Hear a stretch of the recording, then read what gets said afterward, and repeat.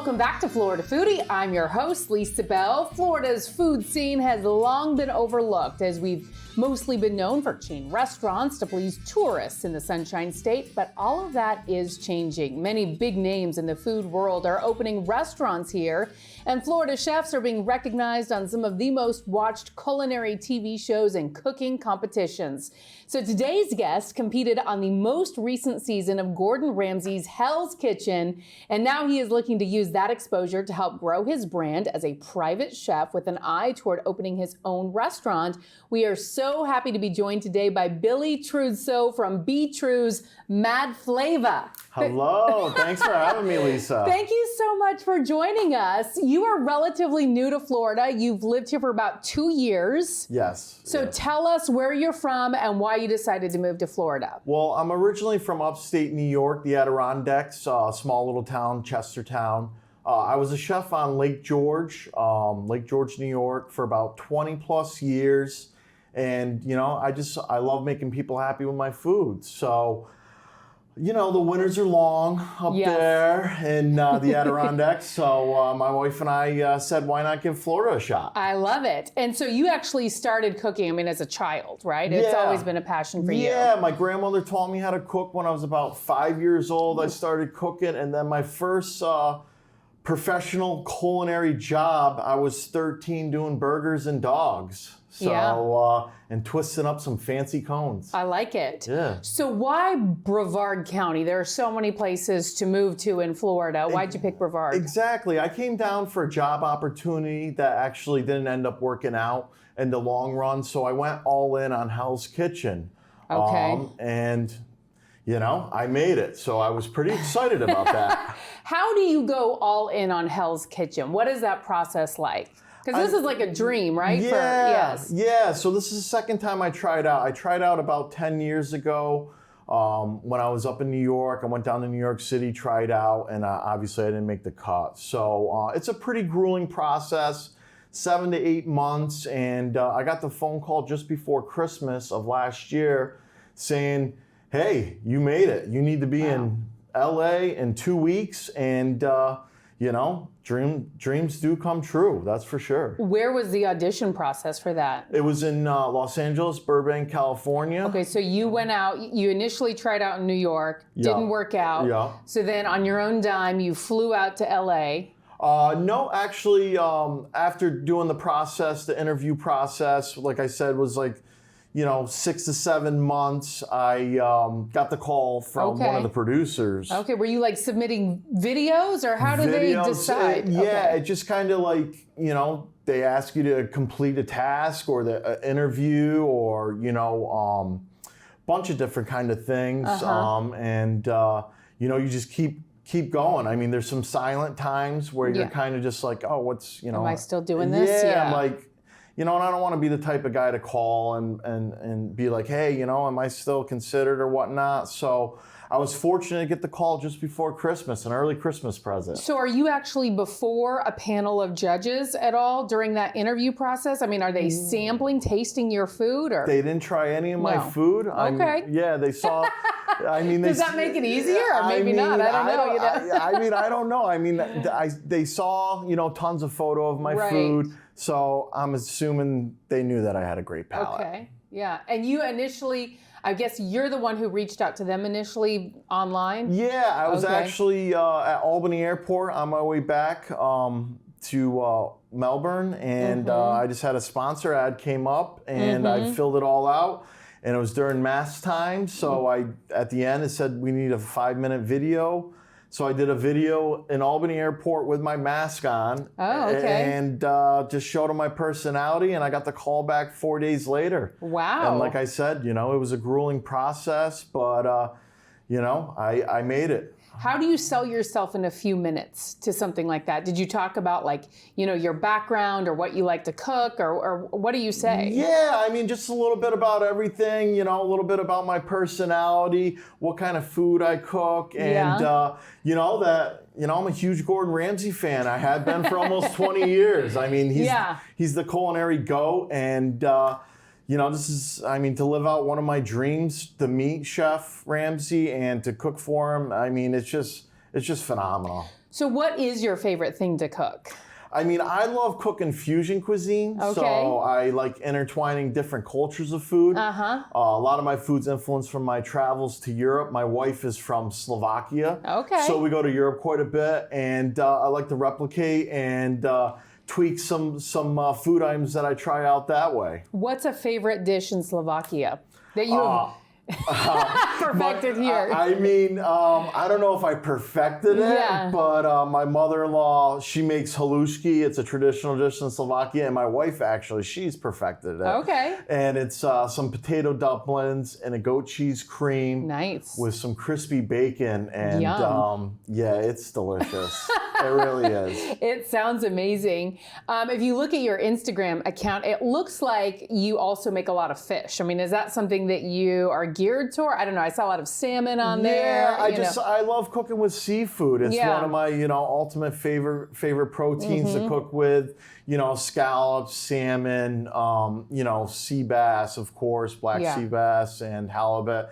I just love cooking with fish. It's a nice, healthier alternative as well. And how, since you love cooking with seafood, how does it help living in Brevard County, if that's what you love to do? Yeah, I mean, it's great, I can just always go to the market or, of course, hit up Publix, why not? I mean, they have a nice little fish display, so I enjoy doing that. So after you were told, okay, we've selected you to be on Hell's Kitchen, get on a flight, right? To go to. What is that like? I mean, it's pretty nerve-wracking to leave everything behind, including my wife and just my life and just everything in general, and just be like, okay, I'm on my way to LA, and because you have to just drop everything. Yeah. How long are you out there? I was out there for about a month. There was a 2-week quarantine before the show, so that was, it was pretty rough. And then after the 2 weeks, they dropped a guy named B. True in Hell's Kitchen, and I guess the Tasmanian devil came out a little bit.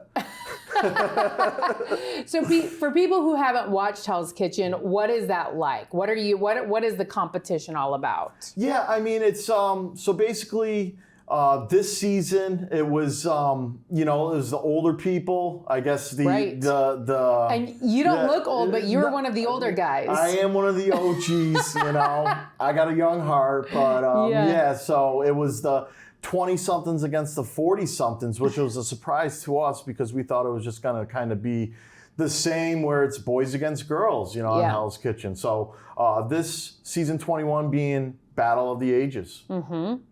So yeah, it was kind of a crazy experience. And then once you kind of find out, okay, well, I'm with all the old people, and let's get our walkers out and our crutches and our canes, and let's get to work. So how does it work? Are you given are you supposed to make a dinner, or what exactly? How does it work? So for the first episode, of course, traditionally you cook your signature dish. So my dish was my take on a chicken franchise, which is egg battered, Parmesan and basil egg battered chicken breast with a wild mushroom and baby spinach risotto, and finished with a sherry beurre blanc.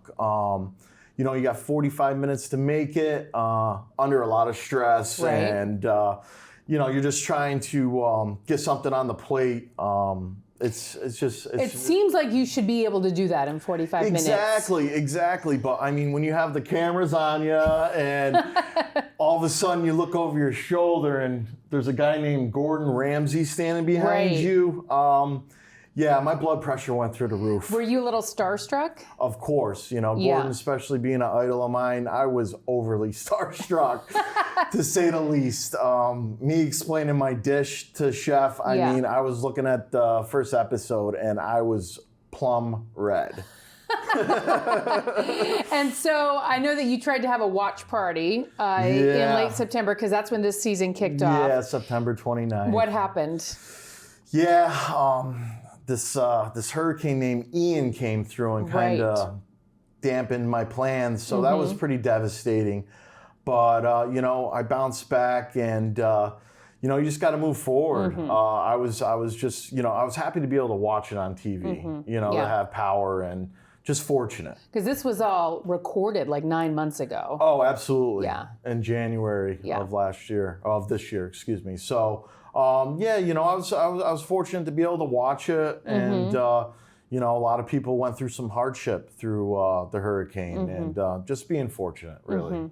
So how has being on the show and that exposure changed your life? I mean, it has and it hasn't, you know. You always get those kind of, you know, great people that want to cheer you on and be like, oh, we love B. True, you know, he's, you know, we love his style. We love the way that he presents himself, and he's a great chef. And then on the other spectrum, you have, you know, the trolls that hate you and want to see your demise. And isn't that weird? I mean, did you ever anticipate that you're going on a show and that people who don't even know you are going to say mean things to you? I mean, I get it all the time. I'll look on my Instagram and I'll be like, I hate you, Billy, or this and that. And I'm just like, delete, block, and that's the end of it. I don't have time to go into people that have that kind of attitude towards me. I mean, it's one thing if you know, make something for someone and they just don't like it, but to not even know you or sample anything that you've prepared and already have this opinion. I mean, people, you know, they just kind of think of me as that person that's rambunctious and loud on Hell's Kitchen, and you know, I can be that person, but you know, there's a reason why Hell's Kitchen's been on air for over, you know, 18, 19, almost 20 years now, and there's a reason why they have great producers, and that's why they have a great following. So now you're in the process of building your own brand, B. True's Mad Flava. That is correct. Yes, you have your own line of cookware. Not cookware. I do have some clothing. Okay. I got some shirts, some hats, and I'm looking to build upon that. But there is a line of cookware that you prefer, and you talk about a lot on your Instagram page. Yeah, I'm an ambassador for Hexclad. Okay. They're the best. It's the best cookware ever in the entire world. I love it. And does it really make that much of a difference? I mean, I have like pots and pans that my mom gave me when I was in college. I may have to get you my promo code, Lisa. No, these pans, this cookware is just phenomenal. Okay. The way that I use it or whatnot, they just, you know, it cooks so evenly. You know, these pans you can throw in the oven. They're so durable. I mean, they're the best of the best. Yeah. I mean, if Chef Ramsay, you know, he invested in this company. And when I first saw them, when I got the Hell's Kitchen, I was like, what are those? And then I started using them, and I was like, dang, these things are sick. It makes a difference. Oh, it really does. Yeah. You know, Chef calls them the Rolls Royce of cookware. Yeah. So, and I feel like that's what most, you know, home chefs want to do. They just want to up their game a little bit. Absolutely. Which is why, you know, shows like Hell's Kitchen are so entertaining, you know, because people want to learn. Yeah. So now you are working on building your own brand. You're working as a private chef. What is that like, being a private chef? Yeah, I mean, it's tough right now because I'm trying to, you know, get out there and, you know, find some people that, you know, are interested in me cooking for them. You know, I have some dates solidified or whatnot, but you know, it's tough. You know, I'm trying to stir up some investors to maybe get my own shop up and going, and you know, it's just it's crazy. Yeah, the food scene has evolved, I think, so much in Central Florida since the pandemic, even. And we now have many, you know, Michelin graded restaurants. Absolutely. Yes, so that's a big change for us. So, what is your ultimate goal? My ultimate goal is to get, you know, B. True's Mad Flavor, the first restaurant up and going. And then... Would that be what it's called? Yeah, absolutely. Okay. And what would you specialize in?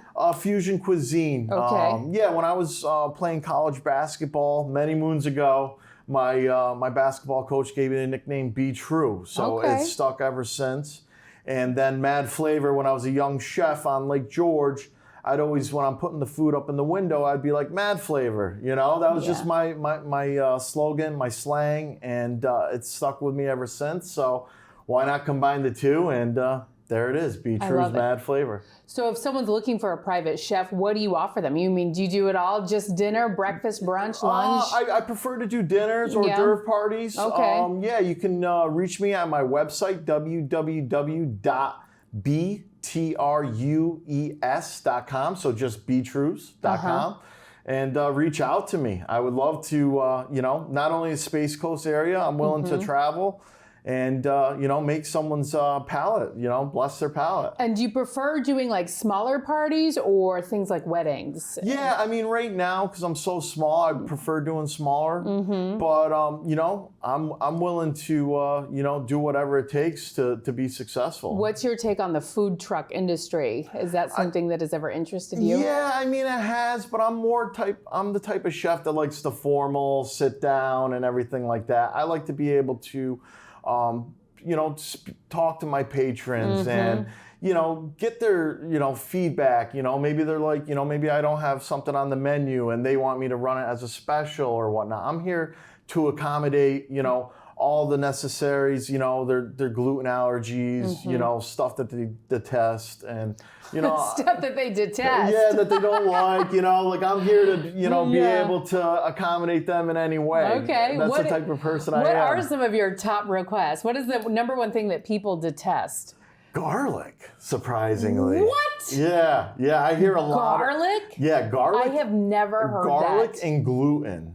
I mean, I get gluten. Yeah, so what is the issue with garlic? I mean, speaking of mad flavor. I know. I think just a lot of people don't like garlic on their breath or something like that. I mean, I can understand that if you're hosting, I guess, a dinner party. But in terms of like... Yeah, I mean, I don't get it either. Consuming food. Yeah, I mean, I love garlic. Like, add more, Okay, please. so no garlic. Yeah. What about vegan dishes? Do you get many requests for that? Yeah, I mean, I get some requests, but not a lot. Vegetarian, pescatarians, of course.